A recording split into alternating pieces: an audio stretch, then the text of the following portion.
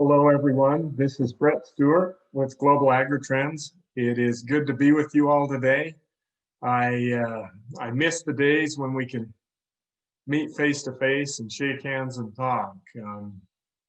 I think those days are coming, but we're not there yet. Appreciate Ben Eborn and the Idaho State crew that put this all together, and I appreciate the invitation to talk to you today at this Idaho Ag Outlook seminar. Let me just flip on my slides here. So today what I've got for you is a global beef and dairy update and outlook. And I hope you're all sharp and attentive today. I've got a big story. I need you sharp. I hope you're well caffeinated and ready to go. So what I do, my work is I analyze global markets, mainly in the protein space, beef, pork, poultry, dairy, and hay. And I give my opinions on prices, exports, and policies to a wide variety of groups.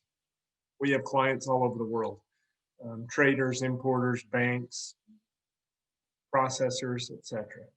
And I speak at conferences and client meetings now via web. I used to travel quite a bit. I'm based in Preston, Idaho. Our company is actually based in Denver. My business partner lives in Denver, and I was there for about 10 years. But I've since moved to Preston. We really love Idaho. So I want to start out just before we really get started with just a couple of what I think are interesting thoughts. This, I think, is my most interesting chart, this chart of world population. It's incredible to think about, but there may be more food needed in the next 100 years than was consumed in the last 7,000 years. And I look at this chart and I tell people, this is a chart about agriculture. This isn't a chart necessarily about people. What happened was we revolutionized farming, and it began in the 1800s. And once food production would allow population growth, population went through the roof and continues today. We're adding 75 million-ish people per year to the planet. And what's even more shocking isn't just the population growth, it's the wealth growth and the increase in total income. What I've done on this chart, let me talk you through this. So I just scatter plotted annual global meat and poultry consumption. And so you can see it started in 1970, just below 100 million tons. It's over 300 million tons today. And I scatter plotted that against total GDP, world income, the total combined world economic output against meat and poultry consumption. And that scatter plot right there created a 0.996 R squared. A 1 would be a perfect fit. So it's a very close correlation. Now, I know you got to be aware of spurious correlations, but in this correlation, there are two options. Either people eat more meat and poultry when they make more money, or they make more money when they eat meat and poultry. And I think we know what's going on here, right? This is people graduating from a rice and beans-based diet into proteins. And so the forecast line there, I just took the world GDP forecast out to 2030. And I don't know if they know what's going to happen or not. That's the World Bank, the IMF, their forecast for GDP growth. But if I trend line that and say, okay, how much more meat and poultry are we going to need? 37 billion more GDP generates 120 million tons more meat and poultry demand, up 37%. Now, I don't know if this is possible. The last 11 years, we increased production about 72 million tons. This is saying we're going to need another 120. So I think that's a very optimistic view of world population growth and rising income growth. Now, I track commodities week in, week out, all across the world. I track Chinese prices probably more closely than I track US prices. And week in, week out, US agriculture commodities are among the most affordable on earth. Isn't that interesting? In China, China's the #2 corn producer in the world. Well over half of their corn is still harvested by hand. Some say it's as high as 80%. I've seen it in China. I've seen them. You drive through the farm country during corn harvest, and they use the highways to dry their corn. And they use little brooms that they've made out of weeds to sweep the corn onto the roads. Then they sweep it up at night and put a tarp over it. The next day they sweep it out on the roads. They're trying to dry it.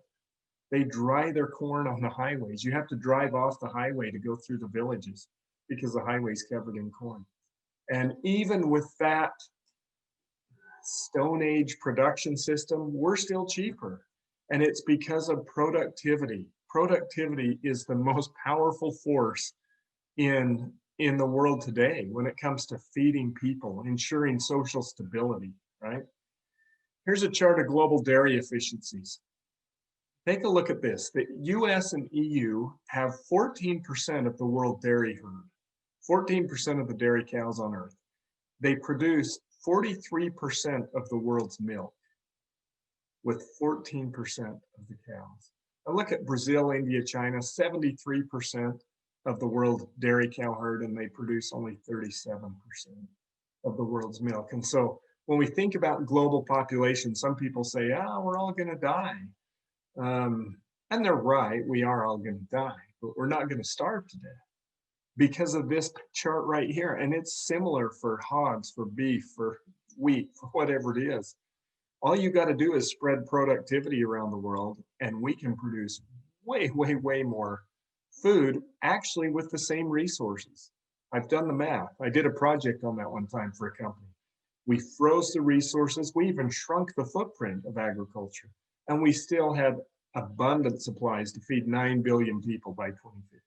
We're not going to run out of food, but we've got to be willing to spread productivity as the market pulls on prices. All right, that was my opening thought. Now let's get started into the real stuff here. I'm going to talk about the key global issues and market drivers: COVID, China, African swine fever. We talked about the rising incomes. Global beef, we'll talk about supply and demand, and then on to global dairy. So, key global issues and market drivers. I'm talking about not just beef, not just dairy, but generally agriculture.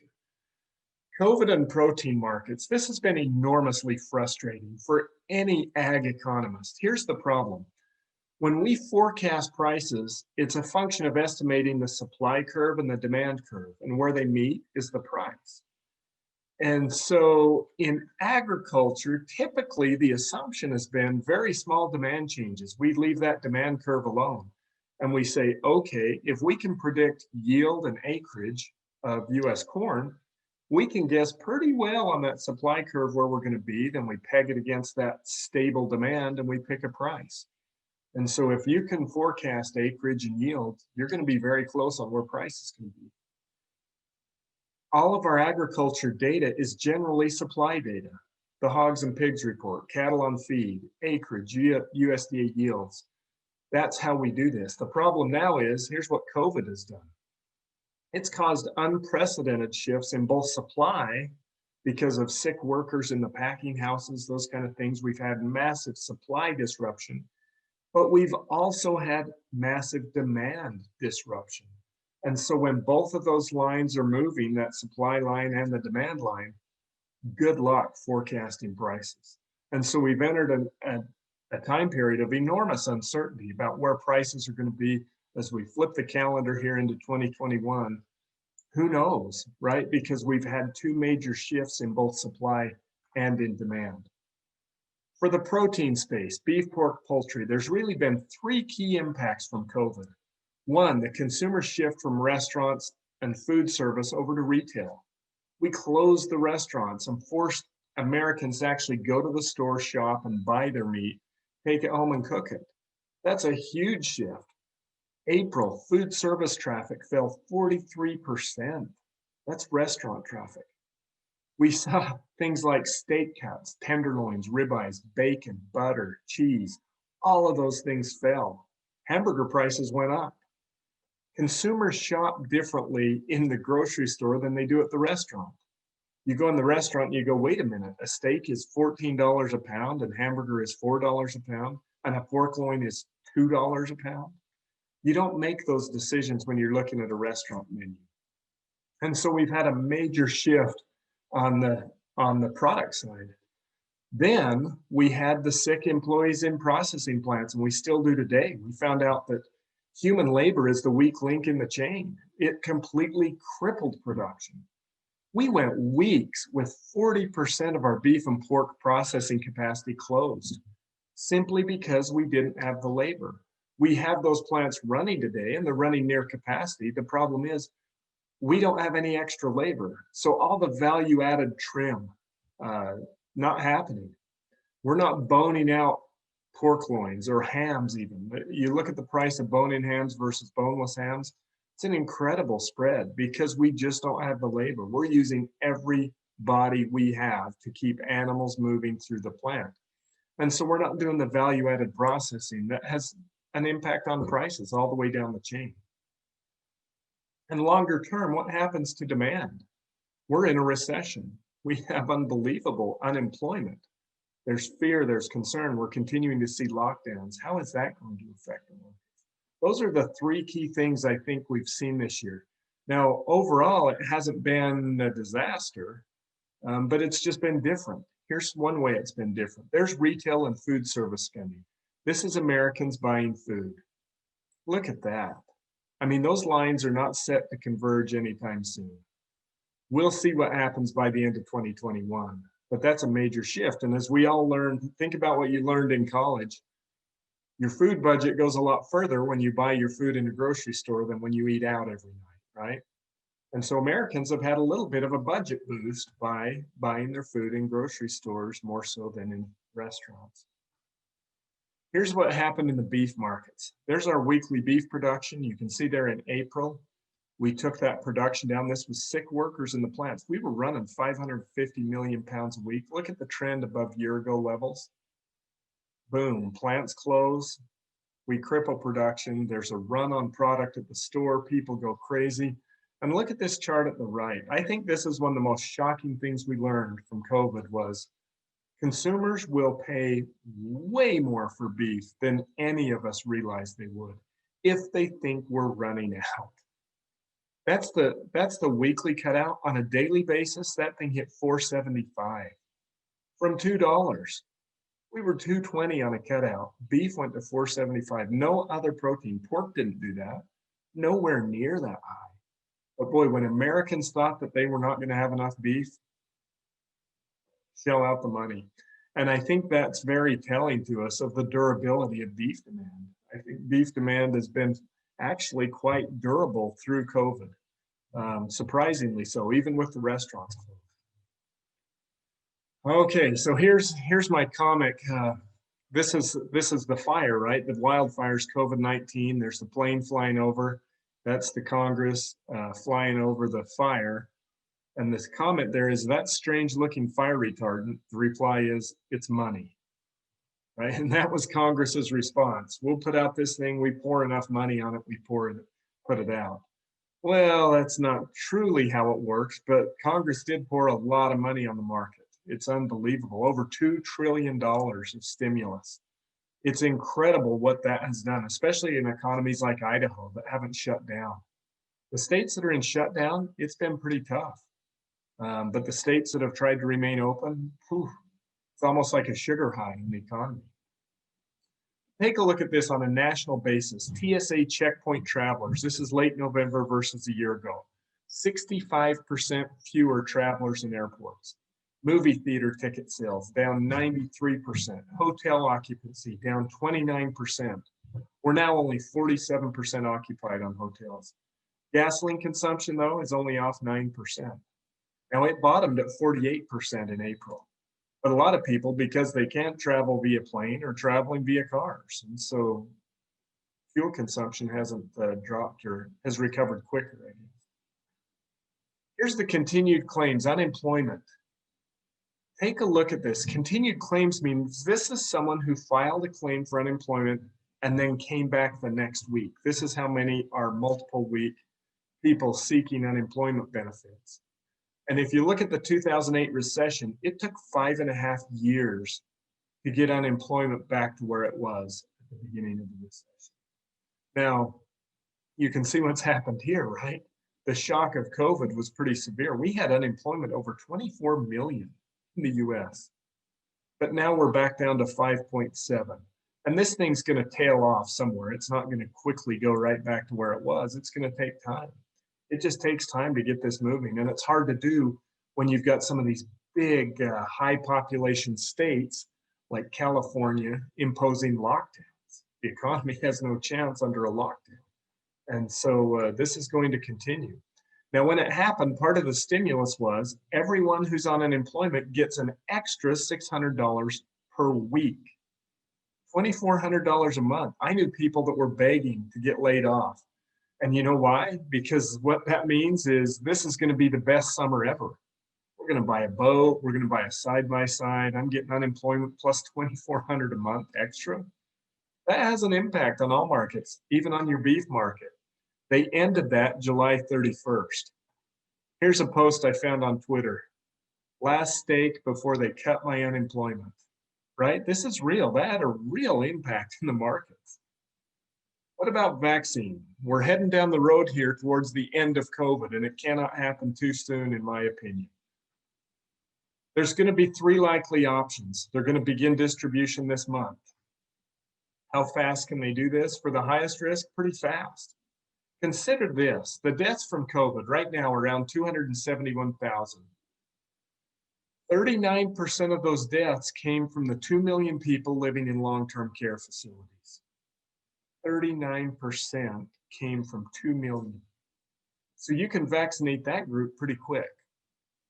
Now, 94% of all deaths in the US had 3 or more comorbidities. They had 3 other reasons to be dying. 94% of the deaths. You take that out, that's 255,000 of the 271,000. You can vaccinate those people, that's a fairly small population. Everyone with 3 or more comorbidities, vaccinate them. The death rate for COVID will drop 94%. So you think about what that does. Here's the CDC's sequence of a vaccine phase out. They show by 20 weeks, it's pretty much everyone that needs to be vaccinated. 20 weeks puts us into May.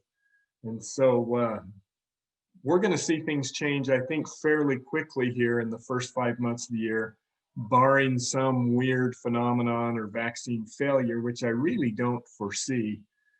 Based on the trials they've ran, based on what they know about these.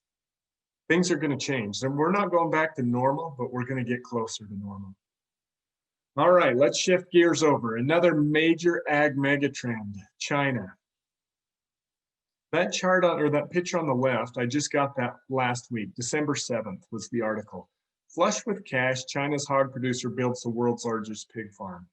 Those are high-rise buildings. They're 6- and 7-story hog farms.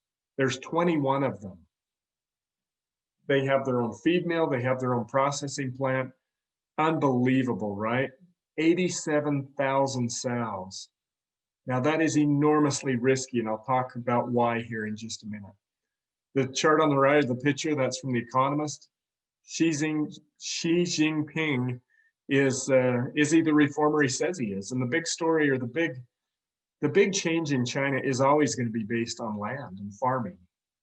China owns all the land. Farmers do not own their land. And historically, they have been forbidden from even leasing their land. One of the things President Xi has done is he's done some experiments by allowing farmers to lease land. And so instead of every farmer having 2 acres in China, one farmer can have 10 acres. And the other 4 can go to the city and get a job. And so that's really what will change China's 500 million peasant farmers. It's not rolled out yet, but that's one thing that they're playing with. In terms of China's effect on the US market, they buy anywhere from 10 to $25 billion of US agriculture every year. Under the phase 1 agreement, they agreed to $37.5 billion. Now you can see here, we're not going to make that, right? But we're at 17 billion just through October. So 17 on this chart puts them right around here. 17 billion with 2 more months to go, and they're going to be the 2 biggest months. So we could see record ag exports to China this year. There's no way they'll meet that purchase commitment. But the phase 1 deal was way more than just a purchase agreement. It opened the market to US beef. It opened the market to US poultry. Both had been closed for years. Beef had been closed technically forever, 13 plus years since mad cow disease, BSE. And what they did, they opened in a way, it's probably the most liberal agreement we have anywhere in the world to export beef. All USDA plants are approved, all ages. Most of our markets, or a lot of our markets, are still under 31 months of age. Very few restrictions. They threw the door wide open, and it was a tough negotiation. The USTR team that negotiated this worked very hard at it. I'm well acquainted with these people, and they've told me some stories about that negotiation. Beef was a major priority in the phase one agreement, and they got a fantastic deal. So here's the real story with China. Here's why China is so important to understand right now in this moment. From 2018 to 2020, a virus called African swine fever led to more than half of China's swine herd being culled. This is a highly contagious virus. It's never good to see livestock and hazmat suits in the same picture. But that broke. The first case in China was August 3rd, 2018. Now, I've been analyzing the Chinese hog markets for decades. I've been on farms in China, processing plants. I traveled to China extensively. I knew when this happened, this is going to be a big deal. One, because I'd followed African swine fever through Russia, through Eastern Europe. I'd seen how difficult it was to stop. China has, here's why it's such a big deal. China has half of the world's swine herd. Do the quick math there. If you have half of the world's swine herd and you lose half your swine, 25% of the world's swine herd got culled in 2019. We lost a fourth of the world's swine herd. That's pretty shocking. And it's real. It actually happened. Probably more than what we really even know. China has the highest per capita consumption rates of pork in the world, 80 pounds a person. We eat 50 in the US. They have 42 plus million hog farmers, 42 million or more. Most of them are backyard. Less than 15% of their hog farms were big commercial farms. Most of them were backyard farms. Backyard farms share trucking, they share feed mills, they share all of their infrastructure, which means ASF is going to annihilate them. That was our expectation, and that's pretty much what happened.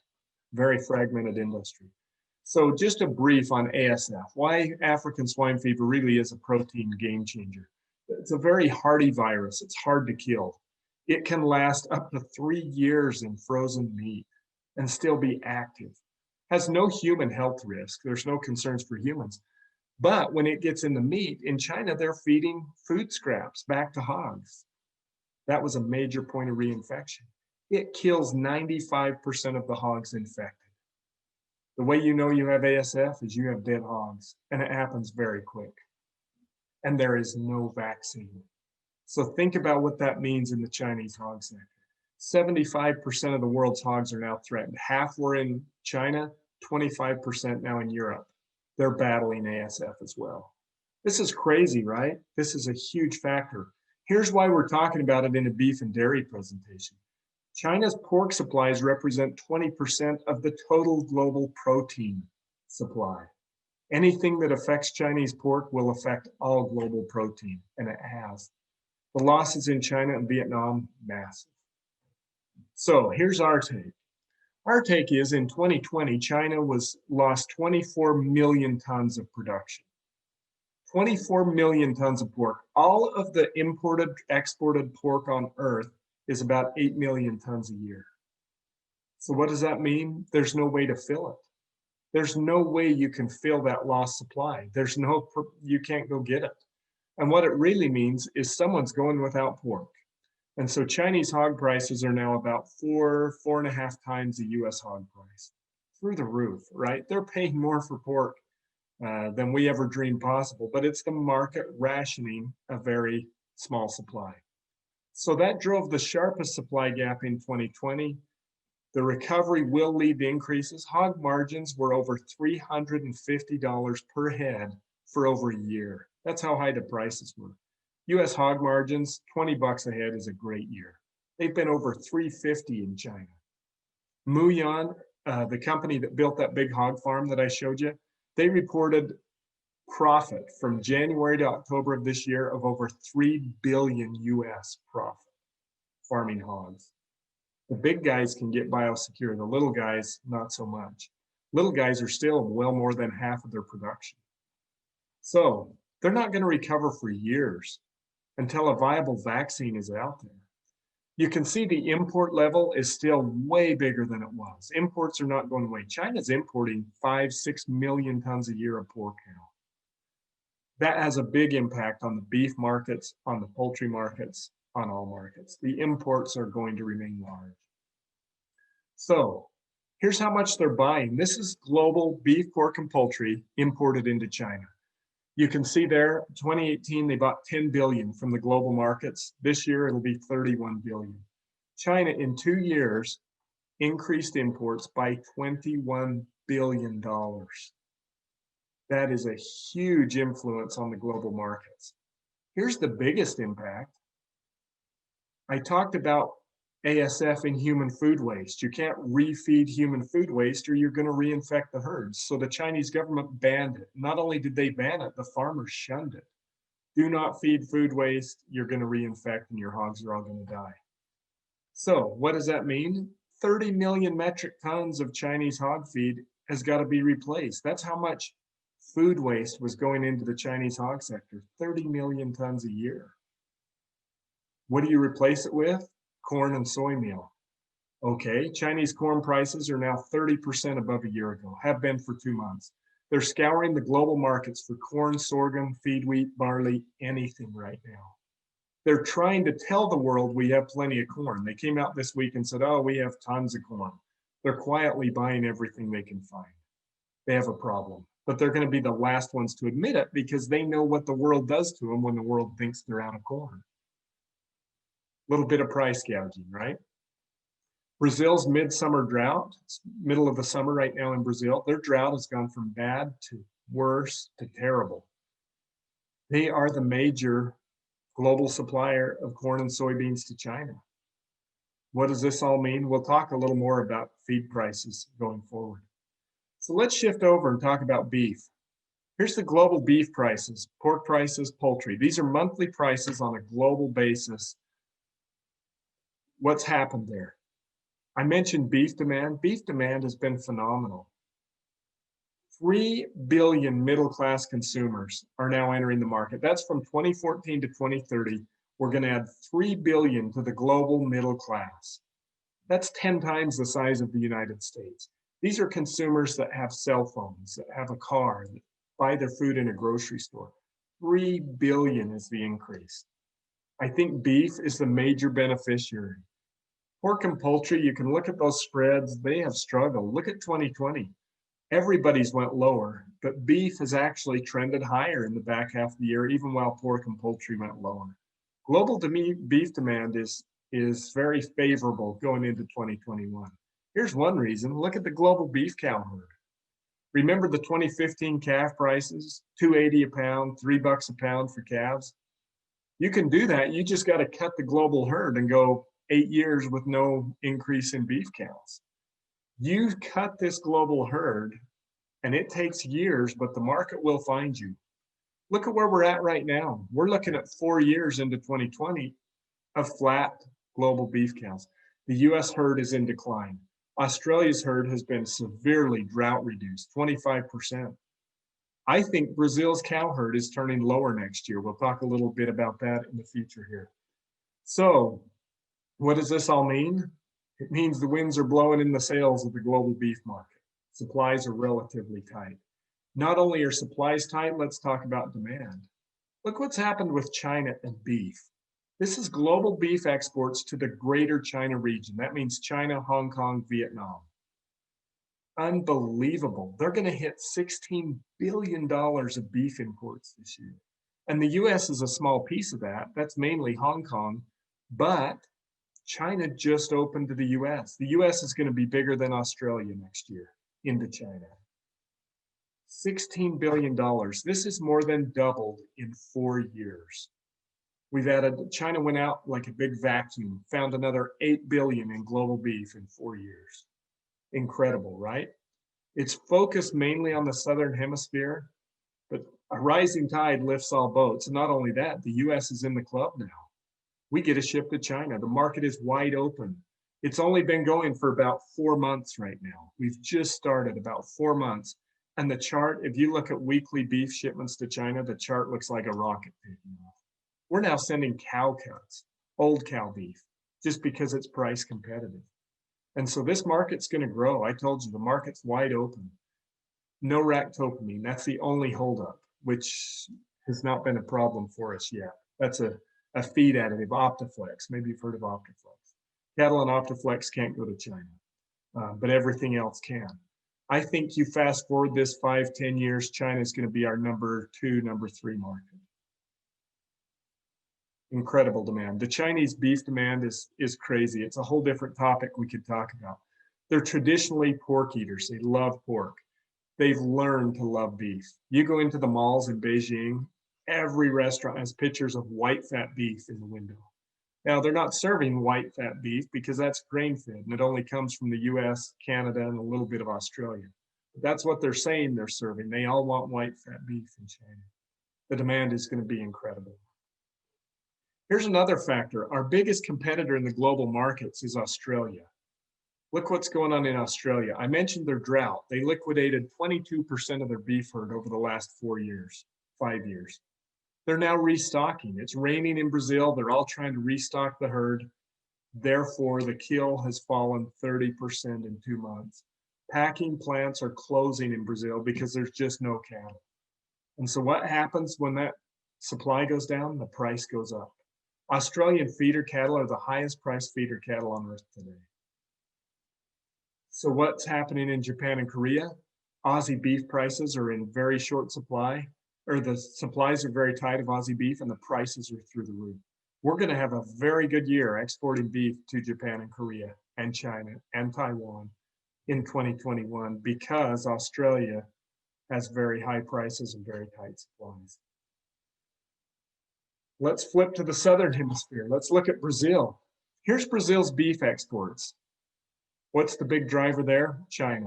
Brazilian cattle prices are now higher than US cattle prices. They have seen prices through the roof in Brazil. Few things going on. One, they have a devalued currency. Their budget is broke. They keep printing more money and their money becomes worth less.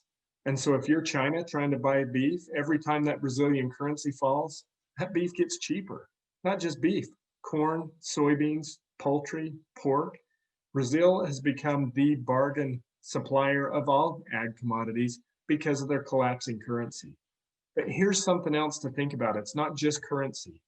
China's requirement for Brazil is that the cattle have to be under 30 months of age. The average slaughter age in Brazil, 41 months. The average slaughter age in the US, 22 months. So what does this mean? If you're Brazil and you're going, China is paying huge premiums and they want everything, well, you start selling your young steers and your young heifers. Record high prices in Brazil. It's driving young heifer slaughter at very high rates so that that beef can go to China. So the market is saying you've got to kill your young heifers. What happens when you do that? You guys see the problem there? The demand in Brazil is to kill those young heifers. The prices are too good. Pretty soon, your cow herd starts declining because you're keeping those older cows longer. They don't last forever. Your young heifers are all going to China in boxes. Brazil is set up for a fall. USDA doesn't see this. Meat and Livestock Australia doesn't see this. They're both forecasting exports higher. You watch and see a year from now. I'll put money on it. Brazil's beef exports are going to be lower in 2021 than they were in 2020. That's my big, bold prediction here. All right, let's talk about the US market. Cattle on feed, fed steer price. Here's what happened to our cattle on feed, right? When the packing house closed, we backed up cattle. We said, hold those cattle longer, put them back out on pasture. Do not put them in a feed yard. We can't get them killed. And so we put cattle on pasture. We put them in dry lots. We fed them hay, everything we could do. And what's happened now? Look at that trend line the last 4 months. We're now working through the backlog. And so we've got a lot of cattle on feed. Where's the cash cattle price? It's been a rough year. We were kind of heading for that 2018, 2019 trend line. We never got there, did we? COVID was a big deal. But look at where we're at now. We are below a year ago. We're working through a big backlog. We've got massive restaurant closures in the US. This isn't the worst story here. I still think this is good demand. As hard as it feels, I think beef is doing way better than pork and poultry right now. And I think beef will outperform pork and poultry next year as well. So the question I always get, what are calf prices going to be? Sorry, I just saw that into 2021, sorry. Calf prices into 2021. And the simplistic view is this. Calf prices correlate with fed steer prices on that curve. And so if you look and say, okay, what are fed cattle trading at? Fed cattle have been trading right in that dollar, and it looks like $1.10 to $1.25 range the last, 10 years? And calf prices have been 160 to 180. Where are we looking right now? The fed steer average for fed cattle next year, the estimate's somewhere around $1.15, I think. I think we're going to see fed cattle in that $1.15 range. So we come over here, go to $1.15 on fed steer, drop a line straight down, and that tells us we're going to be right around $1.60 on calves. Cattle futures, live cattle futures, you can see 115 is probably in the ballpark. So based on that, we're probably going to be somewhere there. If I say which way am I going to be wrong? It depends. I would say, I've told you here, global beef demand is good. The opportunity is very good in the global beef markets. Demand is good, but there's one boogeyman out there: corn price. We got to keep an eye on corn price, because what happens when you're a cattle feeder and the corn price goes up? Well, you can't raise the price you're selling to the packer based on corn price, but you can sure drop the price you're paying for cattle coming into the feed. And so high corn prices punish the calf price. And there is risk of corn this year. Take a look at this. Well, what have I got going on here? Hang on.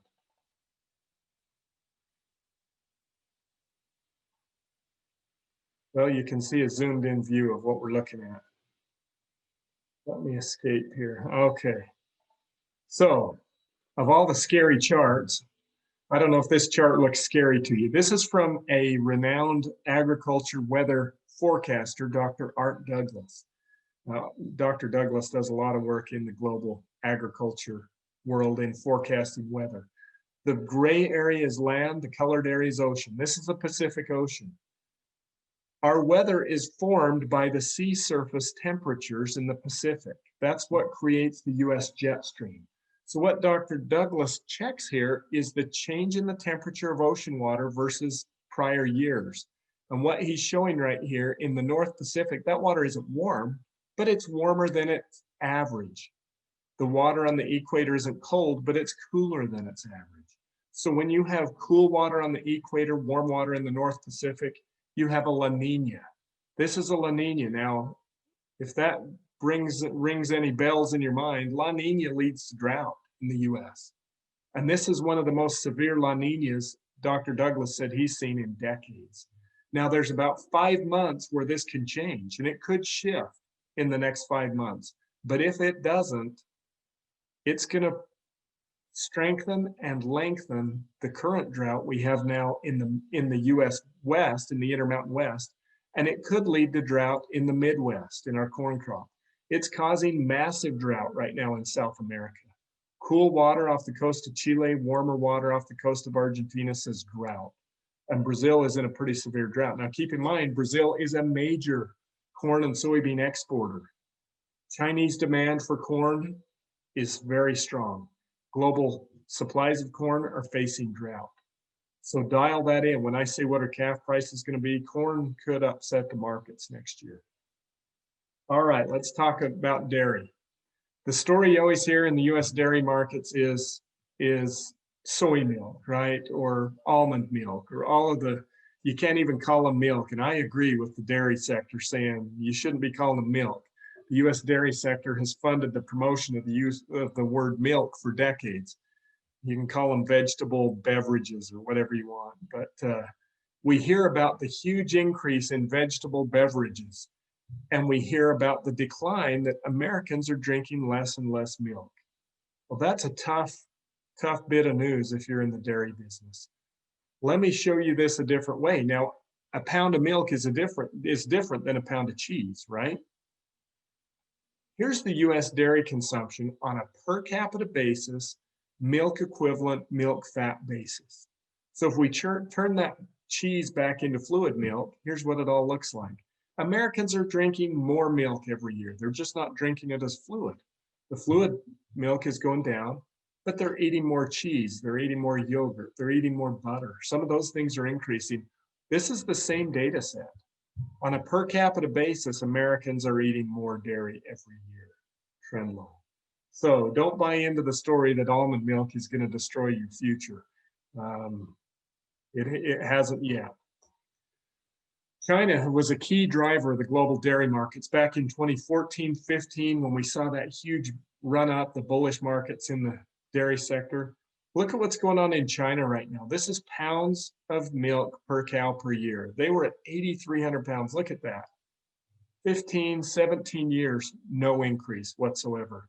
Now look at what's happened the last 4 years. They've increased their productivity by 50%. China's not out here scouring the markets for dairy right now. They've increased their productivity. Take a look at this. So Chinese dairy cows are producing 12,000 pounds of milk a year. US is at 23,600. The world average is 10. Interesting.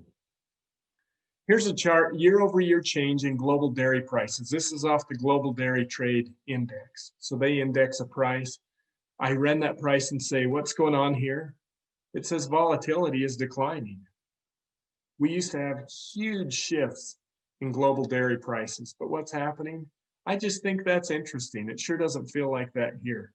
But on the global basis, the global dairy markets have moderated. That doesn't mean this is going to last forever. One major shift and we can run this thing right back up or down. But take a look at the class 3 futures. There's class 3 milk futures. That looks a lot more like a roller coaster. Volatility is not dead in the US dairy market. Anyone in the dairy sector can attest to that. We have had massive volatility and continue to. COVID has driven crazy volatility. Class 3 volatility to class 4, class 2, or any of those. The classes have had huge volatility. But all in all, we're not out of this yet in the dairy world. You look at the deferred futures, go out into next year. This is January futures right here. There's a little bit of life out there. The markets are going up out into next summer. But boy, all I can say is beware. And I don't have the answer. If you're asking me where to price your milk, I don't have the answer for you. Again, we've got a lot of moving parts in our US sector due to COVID. I think as the vaccine rolls out, we're going to get a little more stable, hopefully some better demand.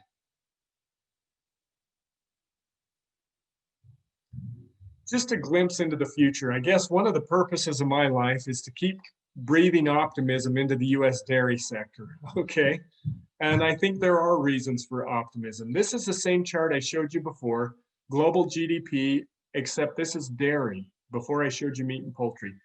Total dairy consumption in the world scatter plotted against global GDP, and it's a 0.99 R squared, a really good fit. As people make more money, they generally consume more dairy.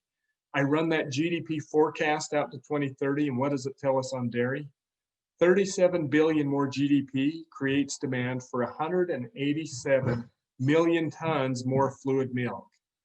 Now, the last 12 years, we added 131. Can we do it? Absolutely. It'll be easier to add that in dairy than it will be in protein, just because of the low productivity outside of the US. But what I'm saying here is there is room for more dairy. I don't think we're going to flatline here. I think that 3 billion that's moving into the global middle class provides opportunities for the dairy sector. So I'm going to wind it up here. I talked your ear off this morning, but I'm going to leave you with this one thought. This is a quote by Charles Darwin, the father of evolution. And in his study of nature and animals and species, what he determined was, it is not the most intellectual of the species that survives. It is not the strongest that survives. But the species that survives is the one that is able best to adapt and adjust to the changing environment in which it finds itself. I just think that's a fantastic message from nature to business and to agriculture today. And what the point of this is, you don't have to be the biggest to survive. You don't have to be the strongest. You don't even have to be the smartest to survive. But you darn well better be able to adapt and adjust to a changing environment. And so I would suggest take a look at your business, take a look at your marketing, what you do at your production, and say, how do we adapt and adjust to a changing market condition?